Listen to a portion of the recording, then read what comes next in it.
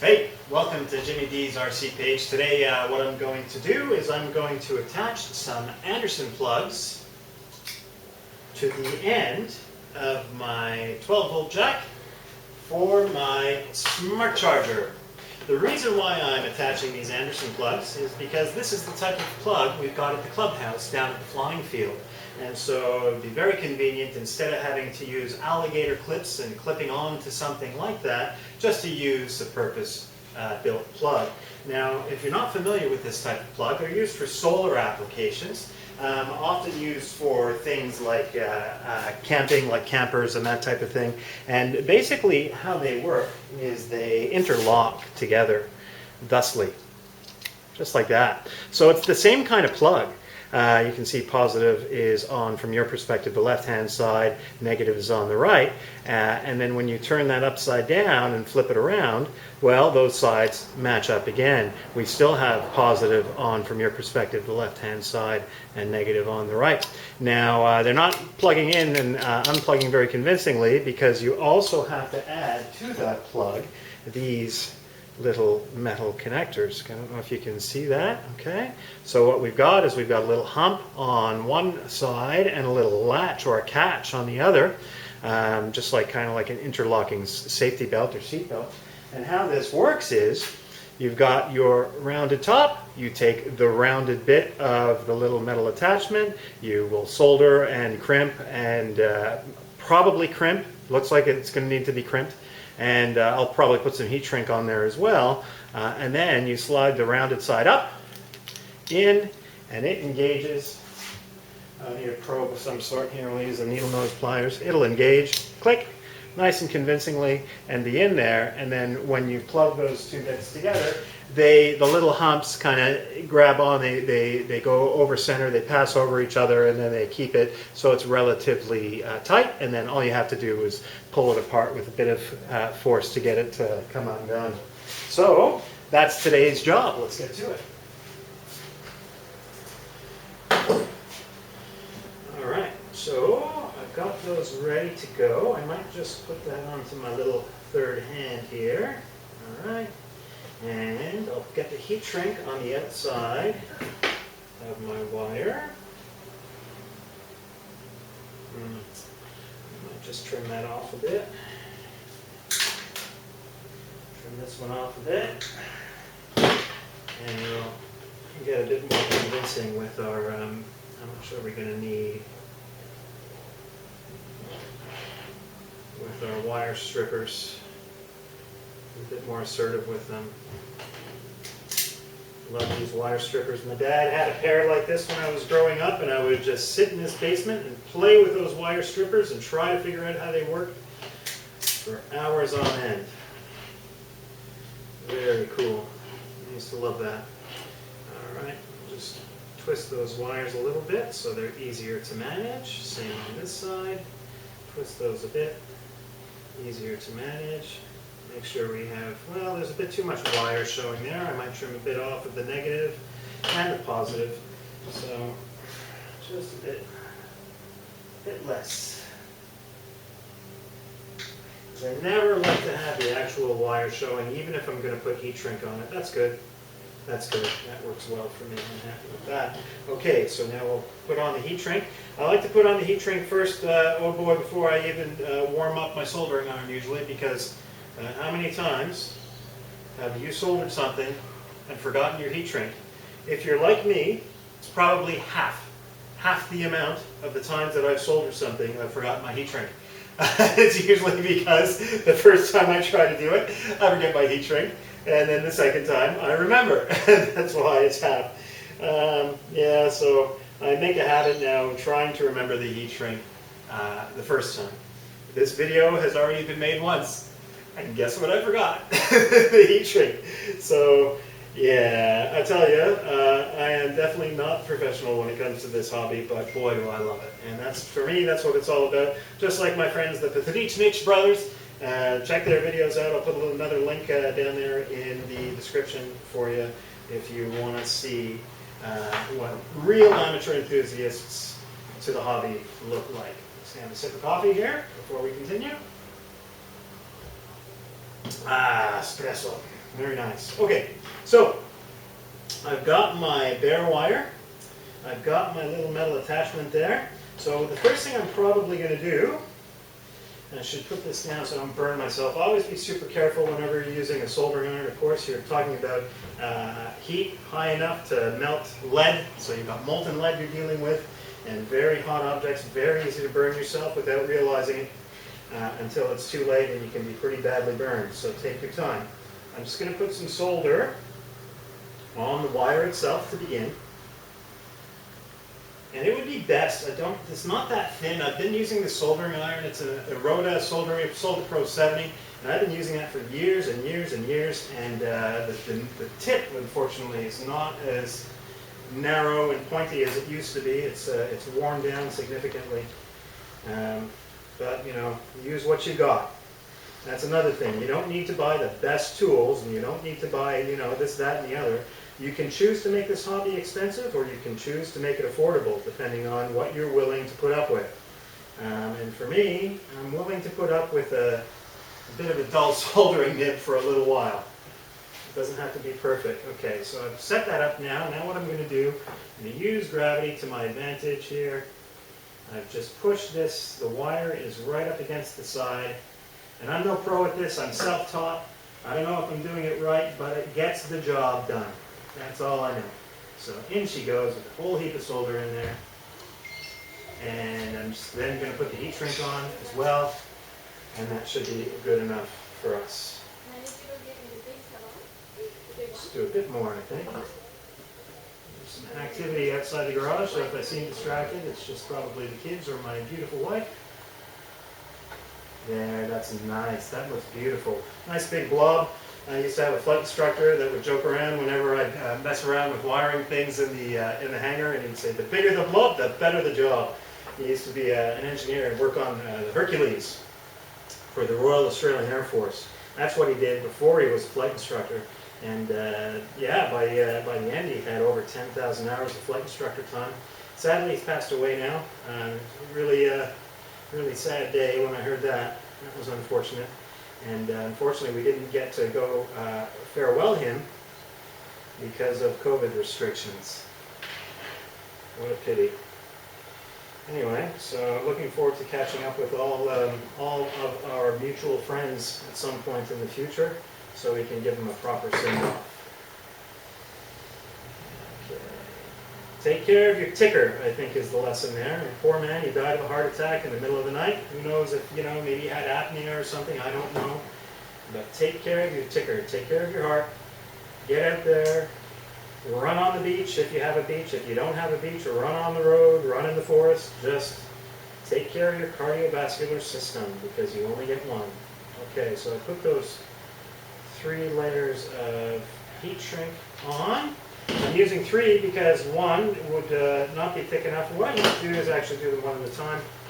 Probably more intelligent to shrink them down one at a time. Okay, and I just use a lighter. I mean, there are a bunch of different ways you can do this, but I just use a lighter with my heat shrink. And again, please be careful if you're going to do this at home, because now you're dealing with playing with fire. And easy to burn yourself when you're doing that. I'll just use that alligator clip as a bit of a heat sink. Alright, what do we have here now? We've got the second layer of heat shrink. Pop that up there to the top. It's not quite big enough to go around the metal attachment there. So I'll just get her going. Don't burn myself. If you move the flame quickly enough, you may be able to get away without burning yourself, even if you touch it. Basic lessons, right? If you don't already know that, then don't try this at home. Okay.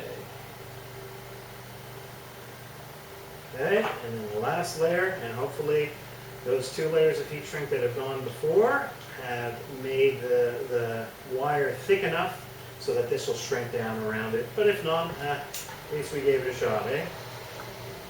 This is getting some carbon scoring on it, so I probably left the flame on a little too long.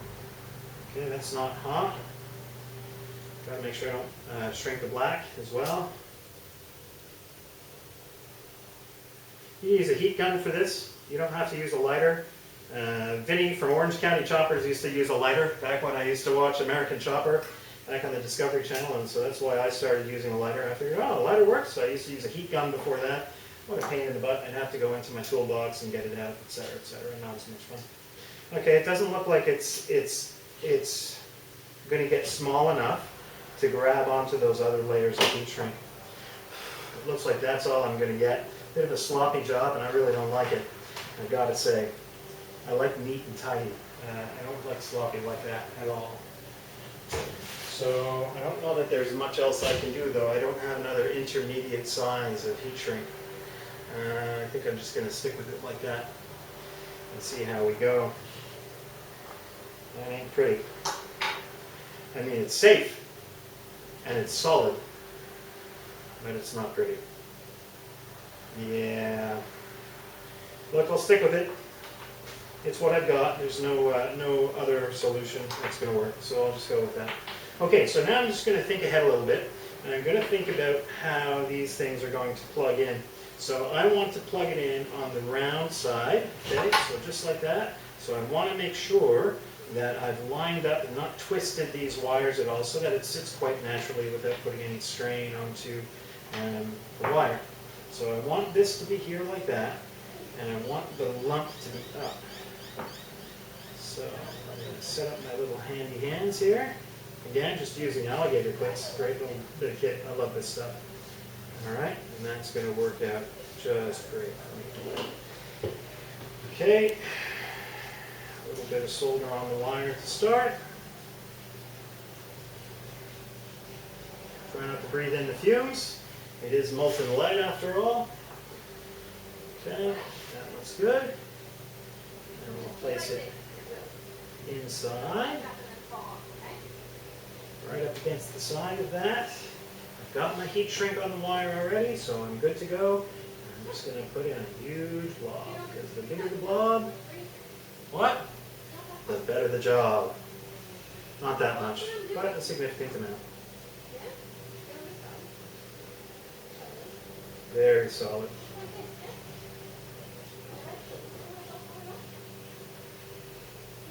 Alright, I think that'll do us. It's quite a bit. Try not to breathe this stuff in, but it smells so good. It's like we used to fill up the car with gas when I was a kid. Dad would fill up the car, he'd hop out, and my brother and I would sit there in the back seat. And I mean, it used to smell so strong. This would have been the late 70s, the early 80s. My brother and I would be sitting in the back seat, no seatbelts on, of course, because nobody had seatbelts on their kids in the back seat back then. It's totally safe in the back seat, isn't it? No problem. What could happen? Yeah, your kid could become a missile. Anyway, but yeah, we'd sit there in the back seat and looking at each other, grinning and saying, "Oh, it smells so nice." I wonder how many brain cells we killed just breathing in the leaded gasoline fumes way back in the day. It smelled much stronger than it smells now, I swear. Either that or maybe I just killed off my olfactory system from sniffing too much gasoline as a kid. Never on purpose. Only at the gas station while Dad was filling up. Never on purpose. Don't sniff gasoline. It's bad for you.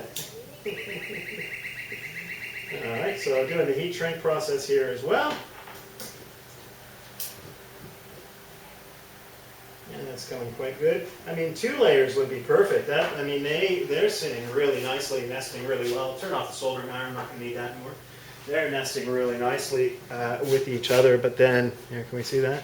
You see, that's quite nice. But then I don't have anything around the actual metal bit there, so that's why I've got this thick tube. I need another thinner one to make it perfect. You see, if you look at the red one, it's pretty solid, but then I've got this gap down here at the bottom. I don't really like it, but I guess she'll do the job. Maybe a bit of electrical tape to tighten that up will be the quick answer, the duct tape answer. You know, I won't use duct tape. I'll use proper electrical tape. I think I've only got black though, but it's not a worry as long as I make sure I plug the positive into the positive and the negative into the negative. Good thing about the black one is I can't see the carbon scoring on it that I may be leaving. or the bad thing. As long as it doesn't melt, I don't think I'm damaging it too much.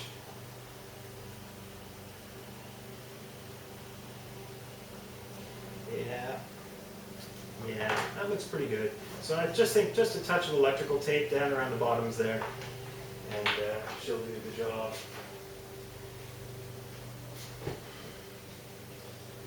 Okay, so move that out of the way.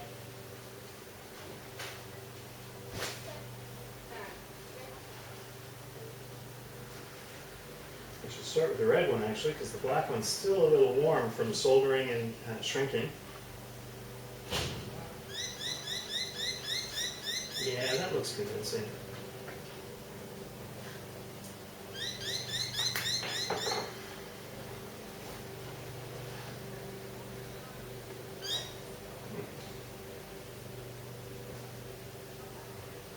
There, that looks neat and tidy. Better than it was anyway. I don't know if you can see that. I'll do the same for the red. And then pop it into the Anderson plug. And that'll be job done. I guess I'll be able to test it once I get down to the field.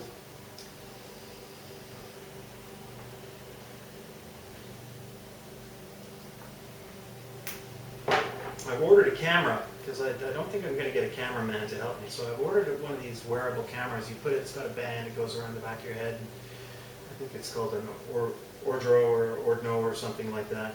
And we'll report back on that when I get it and talk about if it's useful or useless. All right. Moment of truth. We'll make sure this fits. Maybe the heat shrink has caused a problem. That may cause a problem inside. Oh, still got another one in there. Just got a different one. One that I used for the demonstration before it's still stuck in there. So here, we'll just grab a different one. There we go. Nice and clean, nothing in there. And we're just going to hope that the heat shrink doesn't cause a problem with plugging in. Let's give it a shot. So first one, nice and convincing. Pushed it home, easy peasy. Second one, pushed it home, easy peasy. And there we go. There's our Anderson plug. Quite solid, not going to fall apart anytime soon. Very useful. We'll see if that does the job. I'll let you know in the next video I do. And then, like I said, I've got this wearable camera coming, so we're going to get some in-flight video finally, so I can use my remote control with my two hands and follow the thing around with my head. That may take a little bit of practice, but at least we'll get some in-flight video. I'm also looking at getting FPV cameras that we can put into the aeroplanes themselves. That'd be pretty cool. And in any event, just so you're with me on this one and see how it works. So it's the IMAX, SkyRC IMAX B6AC version 2 AC/DC smart charger. And when I want to use my DC 12 volt, it goes there, and then that's going to go into the plug at the club, and then I can power my device to charge my batteries in between flights. So, I hope you liked this video. If you liked what you saw today, please subscribe. Again, I think the philosophy of this channel is that, you don't have to be professional to enjoy the hobby. You don't have to know everything that you're doing. Please be careful, though, if you are going to do some of this stuff at home. We don't want to hear that anybody got injured or burned or anything like that while they were messing around with electricity or messing around with fire or solder or anything of that nature. So yes, please subscribe if you enjoyed the video. Click the bell for notifications, share the video around, and we hope to catch you next time. Thanks for stopping by.